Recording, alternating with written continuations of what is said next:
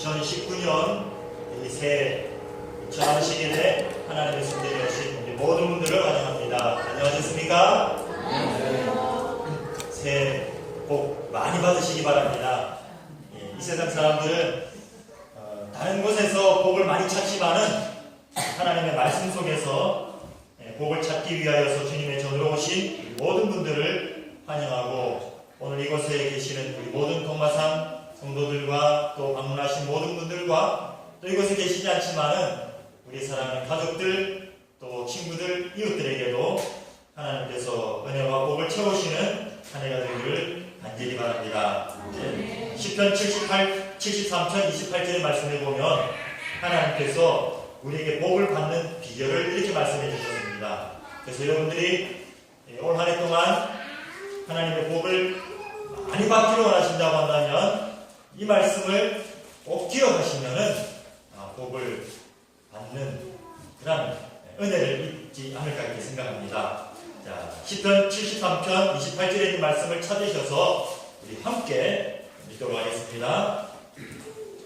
시편 73편 28절입니다. 시작. 하나님께 가까이 하니 내게 복이라. 내가 주 여호와를 나의 피난처로 삼아 주의 모든 행적을 전파하리이다. 아멘. 여러분, 성경은 우리에게 분명히 복을 받는 비결이 이것이다라고 말씀하고 있는데, 그 비결이 무엇입니까? 하나님께 가까이 하는 것이 복이다.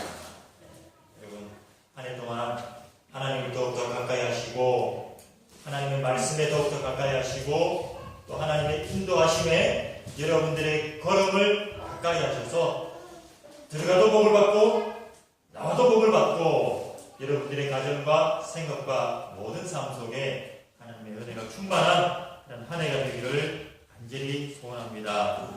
하나님께서 우리에게 주시는 복이 무엇인지를 시편 133편 3절에서 이렇게 말씀하십니다. 혈몬에 있으리 시온의 산들에 내린 것 같도다. 거기서 여호와께서 복을 명하셨으니 곧 영생교다. 아멘. 하나님께서 우리에게 주시는 복을 준비해 주셨는데 그 복이 무엇이라고요? 영생의 복을 우리에게 주셨다. 예수님께서 우리에게 약속하시기를 살아서 나를 믿는 자는 영원히 죽지 않겠고 무릇 죽은 자도 다시 살게 하시는 영원한 생명의 복을 우리에게 주셨다라고 말씀해 주셨습니다. 이 시편 133편 3절의 말씀에 보면 이 축복이 헤르몬 산의 이슬과 같다라고 말씀하셨어요. 헤르몬 산은 이스라엘의 가장 북쪽에 있는 가장 높은 산인데 해발 약 한 2,800m 정도 된다고 해요. 우리 백두산보다도 더 높은 산인 것 같아요. 그래서 이스라엘 지역에 유일하게, 여러분 이스라엘이 굉장히 1년 360일 더운 지역이지만 유일하게 눈이 내리는 곳이고, 그곳에 요즘은 스키장도 있어가지고 사람들이 겨울에 스키도 탈 정도로 눈이 많이 쌓이는 그런 산이라고 합니다.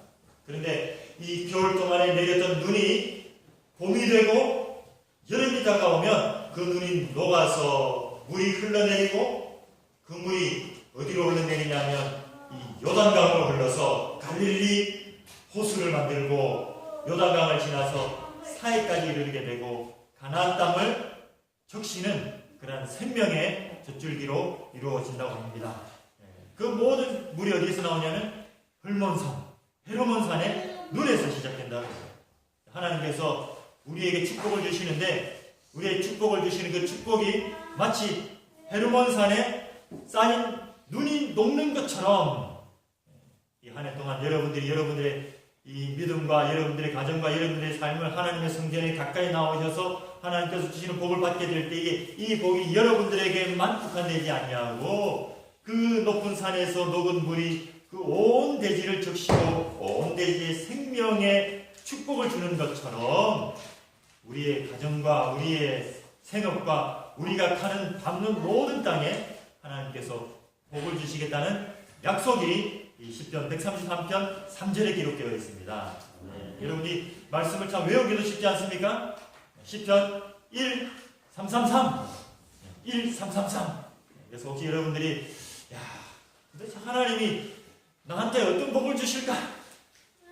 아무리 내가 하나님께 기도해도 하나님 도대체 나에게 주신 복이 뭔지 내가 잘 모르겠다. 그러면 무엇을 기억하셔요? 시편 1, 333.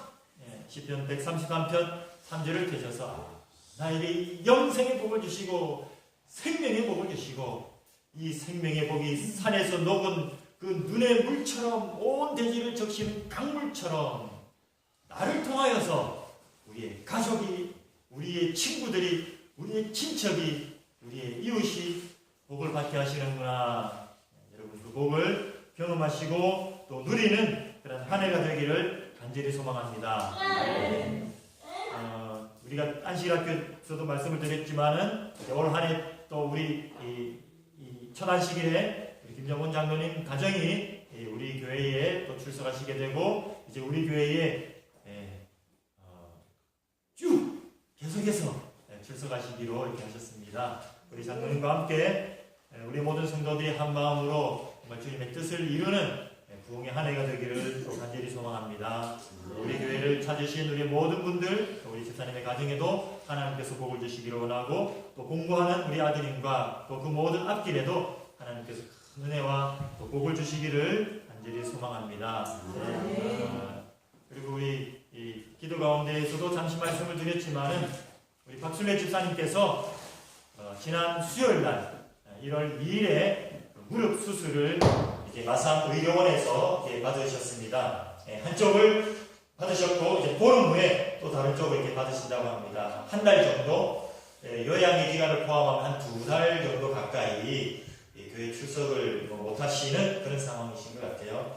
많이 기도해 주시고 또 많이 방문해 주시고 격려해 주셔서 우리 집사님이 교회를 사모하시는 그 마음이 참 얼마나 간절하실 텐데 그 집사님의 기도가 또 우리 교회를 통해서도 이루어질 수 있는 우리 성도의 아름다운 교제가 이루어지는 그런 기간이 되기를 또 간절히 소망합니다.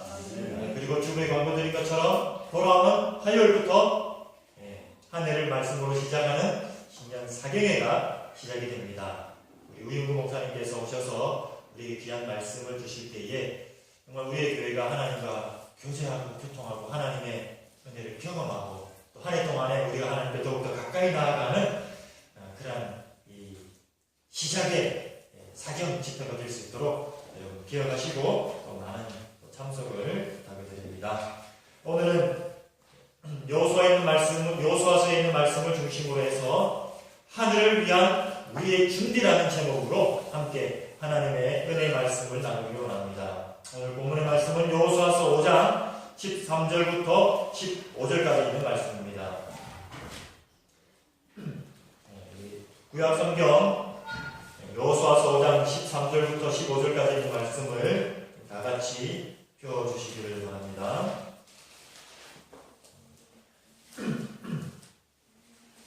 여호수아서 5장 13절 여호수아가 여리고에 가까이 이르렀을 때에 눈을 들어본즉 한 사람이 칼을 떼어 손에 들고 마주 서 있는지라 여호수아가 나아가서 그에게 묻되 너는 우리를 위하느냐 우리의 적들을 위하느냐 하니 그가 이르되 아니라 나는 여호와의 군대 대장으로 지금 왔느니라 한지라 여호수아가 얼굴을 땅에 대고 엎드려지라고 그에게 이르되 내 주여 종에게 무슨 말씀을 하여 하시나이까 여호와의 군대 대장이 여호수아에게 이르되 내 발에서 신을 벗으라 내가 선 곳은 거룩하니라 하니 여호수아가 그대로 행하니라. 아멘.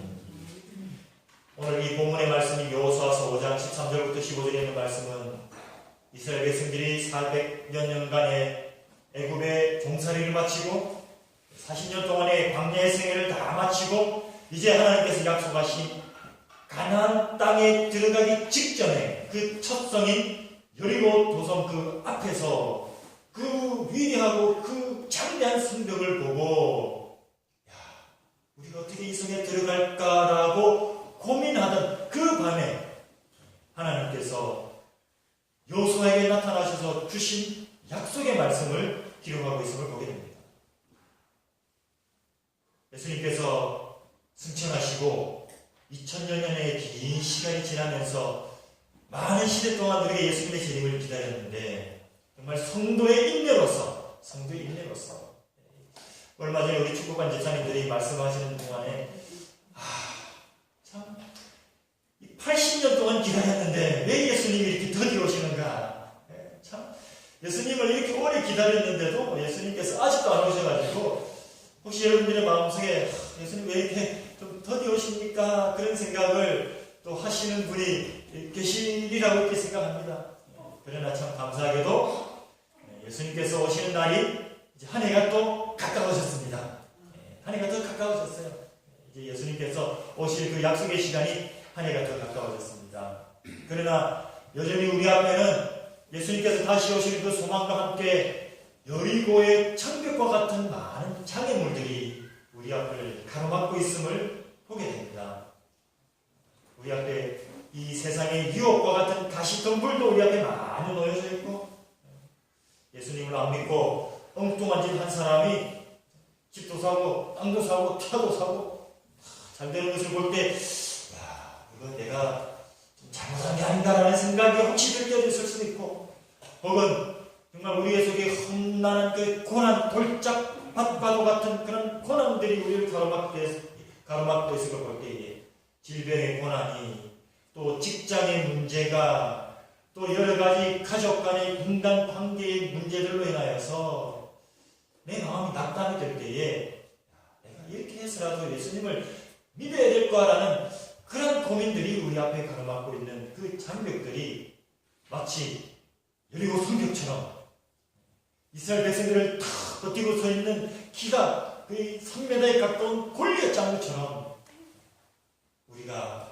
이길 수 있을까라고 생각되는 그 시점 앞에 우리가 서 있게 될 때에 안으로는 우리의 믿음이 점점 연약해져 가고 우리의 믿음이 점점 식어져 가는 것처럼 보이고, 밖으로는 사자가 더 맹렬하게 우는 사자처럼 사단이 우리를 시험하고 있는 이때에 하나님께서는 여호수아서 5장 13절의 말씀을 통하여서 하나님의 백성들에게 다시 한번 용기를 주시고 다시 한번 약속을 주시고 다시 한번 그 가나안 땅에 들어갈 수 있는 귀한 보증의 말씀을 오늘 이 새 아침에 우리에게 주기를 원하시더라는 것입니다. 오늘 저와 여러분들이 이 말씀을 통하여서 다시 한번 용기를 얻고 이 가나안을 들어갈 수 있는 그런 믿음을 회복하는 그런 시간이 되기를 간절히 소망합니다. 먼저 이 여호수아서 5장 13절의 말씀에 보면 이 낙담 가운데 고민 가운데 약복강에서 그렇게 실험을 하던 이 야곱에게 나타나셨던 예수님처럼 이 여호수아도 이 요단강을 건너기에 앞서서 참으로 고민을 많이 하고 있었던 것 같아요. 밤새 고민하고 있었던 것 같아요. 아무리 계산기를 두드려봐도 아무리 손가락을 꼽아봐도 지금 있는 이 오각지졸과도 같은 이스라엘 백성들 칼 한번 잡아보지 못하고 전쟁 한번 제대로 경험하지 못한 이 이스라엘을 가지고서는 이 난공불락과도 같은 이 여리고성을 들어갈 수 있는 가능성이 없어 보이는 이 여호수아의 밤새 고민을 하나님께서 기억하시고 하나님께서 이 여호수아에게 주신 첫 번째 그 약속이 바로 이 13절의 말씀에서 나타나고 있음을 보게 됩니다. 우리가 긴 밤을 통하여서 하나님 앞에 기도드리고 하나님의 기도가 응답되었는지조차도 우리가 확인하지 못하고 내 친구이고 내 동료이고 나와 함께한다고 약속한 많은 사람들이 내가 좋을 때는 나의 주위에 있었지만은 내가 어려움에 병 빠지게 되고 내가 병에 걸리게 되고 나에게서 아무것도 얻을 것이 없게 되자 내 주위에서 다 떠나고 나만 홀로 남았다라고 생각하는 그 밤에 하나님께서 우리에게 주신 그 약속의 말씀이 13절에 기록되고 있음을 봅니다. 여호수아가 여리고에 가까이 이르렀을 때에 마지막 때에 가까이 이르게 될 때에 그 마지막 절벽 더 남떨어지 가까이 가면 가게 될 때에 우리의 눈앞에 절망과 흑암과 아무것도 보이지 않는 것이 아니라 그가 눈을 들어본즉 한 사람이 그 앞에 서 있었음을 발견하게 되었더라는 것입니다. 마지막에 가까우면 가까울수록, 절벽에 가까우면 가까울수록 하나님께서 우리의 눈을 어둡게 하시고 가리시고 우리의 눈앞에 아무것도 보이지 않게 하시는 것이 아니라 우리의 눈앞에 한 사람을 보이게 하시더라는 것입니다. 어디가 가까울수록요? 여리고가 가까울수록, 마지막에 가까울수록, 이제 마지막 때가 가까울수록 하나님께서 우리의 믿음의 눈을 여시고 우리에게 이 한 사람을 보게 해주시겠다는 귀한 약속을 오늘 이 아침에 저와 여러분들에게 주고 있음을 여러분 기억하게 되시기를 바랍니다. 네. 여러분들의 눈앞에 지금까지 서 있었지만은 새초부터 지금까지 애굽에서 출발할 때부터 지금까지 광야에서 40년 동안 계속 함께 서 있었지만은 미처 보지 못하였던 그 사람이 마지막에 가까워지게 되자 볼 수 있게 하셨더라는 것입니다. 그 사람이 누구입니까? 여호와의 군대 장관 예수 그리스도가 그곳에 서 계셨음을 여호수아가 그때 보게 되었더라는 것입니다. 근데 이 여호수아 앞에 서 계셨던 이 예수 그리스도는 십자가를 지시는 종의 모습의 예수 그리스도가 아니라 사람들에게 뺨을 맞고 침을 받고 모욕을 당하시고 가시관을 쓰신 종의 모습의 예수 그리스도가 아니라 어떤 모습입니까? 군대 장관으로서, 군대 대장으로서 이 예수님의 모습이 나타난 또 다른 성경절이 어디 있냐면 요한계시록 12장 17절의 말씀에 기록되어 있어요. 요한계시록 12장 17절의 말씀에 보면 하늘에 전쟁이 있는데 누구와 누구의 전쟁입니까? 미가엘과 용의 전쟁이 있음을 보게 됩니다. 이 미가엘, 천사장이고 군대 장관인 이 미가엘이 누구입니까? 바로 예수 그리스도께서 군대 장관이 되셔서 사단과 싸우시고 그 전쟁에서 승리하시는 그런 모습을 요한계시록 12장 17절에서 기록하시고 그 예수님께서 창세기 1장에서 말씀으로 우리에게 생명을 주신 그 분이심을 요한복음 1장에서 태초에 그 말씀이 사람과 같이 되셨고 우리와 함께 계신 그 예수님이심을 우리에게 확인시켜 주시고 그리고 오늘 이 시간에 우리의 가장 인생의 마지막 그 시점에 모든 의지할 사람이 다 떠난 홀로 있는 그 시점에 우리 앞에 계시는 그분이시다라는 그 사실을 우리에게 말씀해 주시고 있습니다.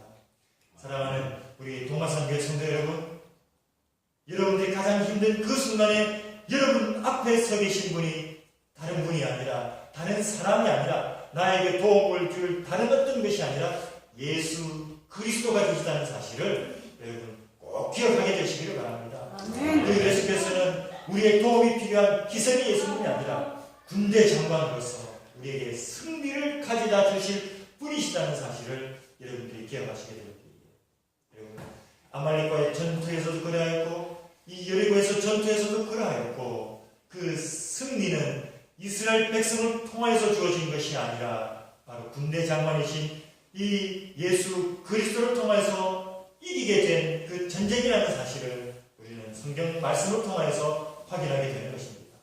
그리고 두 번째로 우리가 바라볼 수 있는 것은 15절에 있는 말씀입니다. 15절의 말씀에 보면 여호와의 군대 장관이 여호수아에게 이르되 무엇을 하라는 말씀입니까? 내 발에서 신을 벗어라.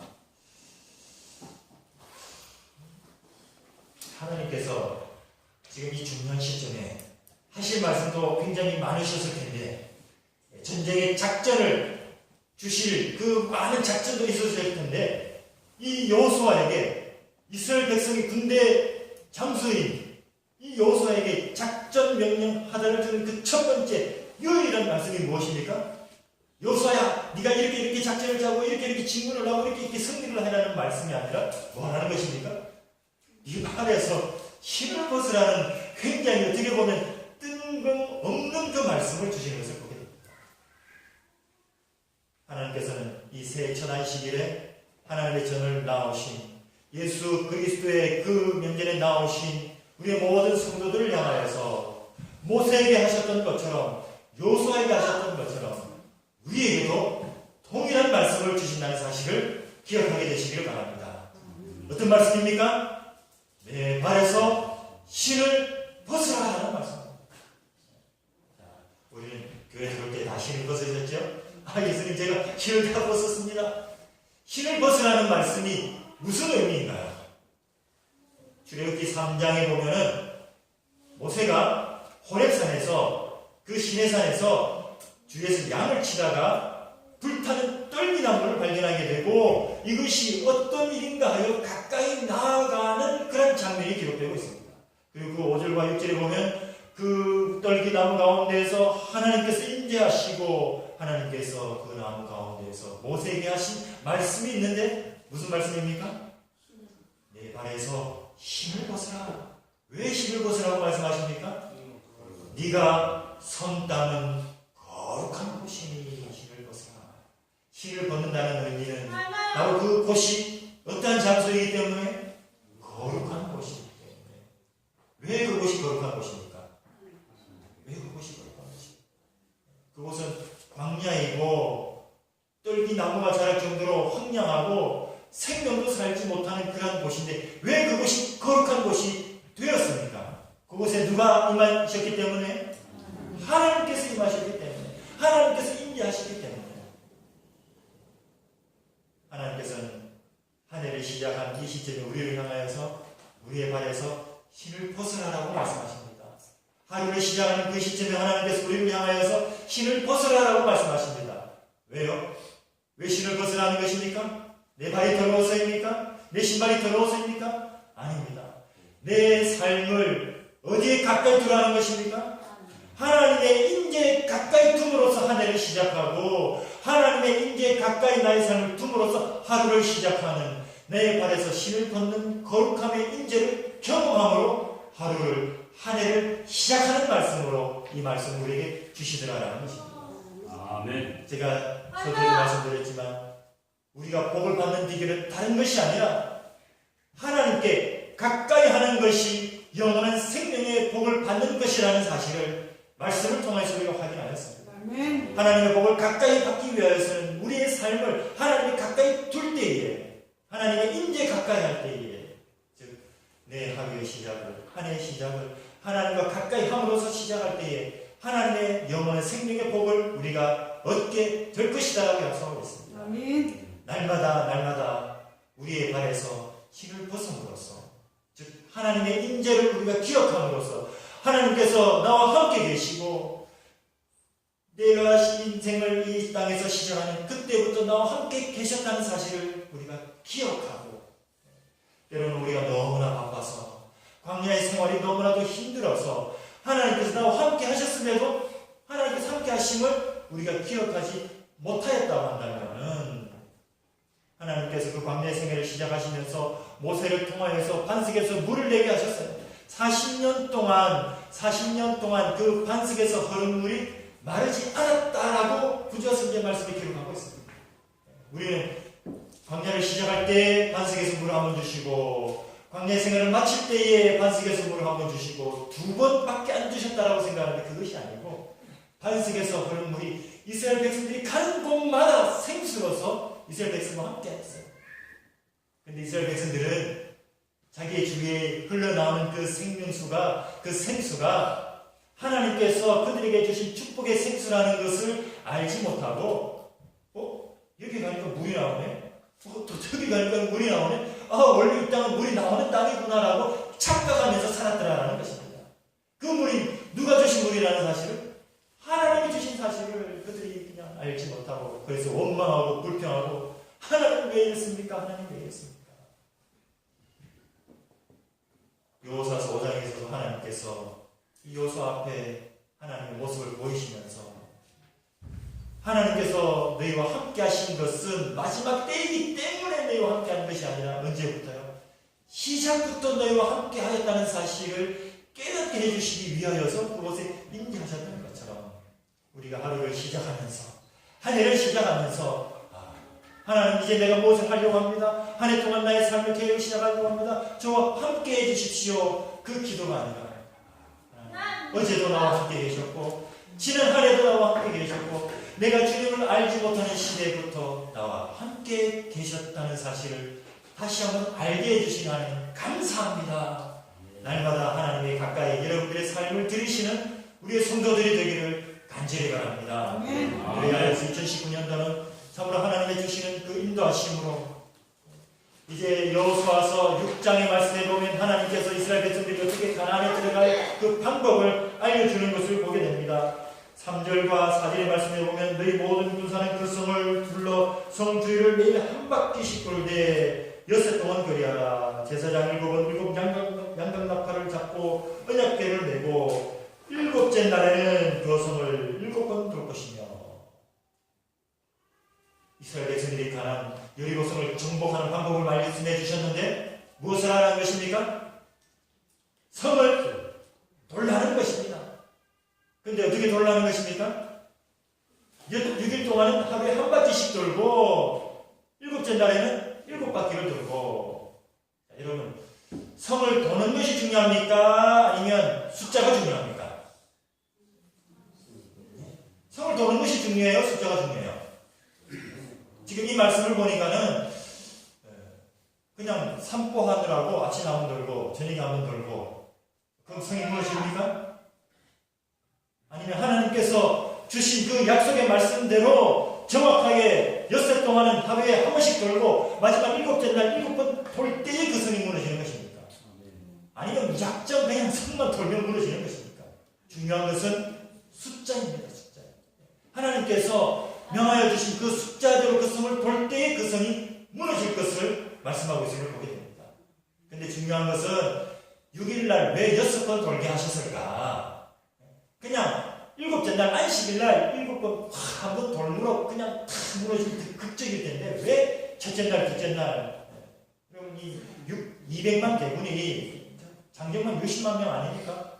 그 200만 명의 성을 한번 도는 것만 해도 시간이 얼마나 걸렸을까요? 하루에 그냥 아침에 탁 깨워가지고 얘들아 일어나라 그냥 성 돌자 이 얼마나 번거롭게 하셨을까? 하나님께서 6일 동안도 성을 돌게 하신 이유는 그 6일 동안 성을 돌면서 몇째 날을 바라보게 하시기 위해서요? 7째 날을 바라보게 하시기 위해서 6일 동안 성을 도는 것이 6일 그 일요일날 첫째 날 돌고 둘째 날 돌고 오늘 그냥 성 한 바퀴 돌았다가 아니라 성을 돌면서 우리가 성을 정복할 날이 며칠 남았구나, 앞으로 5일가 남았구나, 4일이 남았구나, 3일이 남았구나, 그 모든 초점을 어디에? 7째 날에 두게 하시기 위하여서. 그러므로 하나님께서 십계명의 넷째 계명 가운데에서도 엿새 동안 힘써 일하라고 하신 그 말씀이 정말 하나님도 제쳐놓고 그냥 아무도 제쳐놓고 그냥 힘써 그냥 일에만 몰두하라고 힘써 일하라고 말씀하신 것이 아니라 힘써 일하면서 무엇을 기억하라는 것입니까? 7째 날을 안식일을 기억하고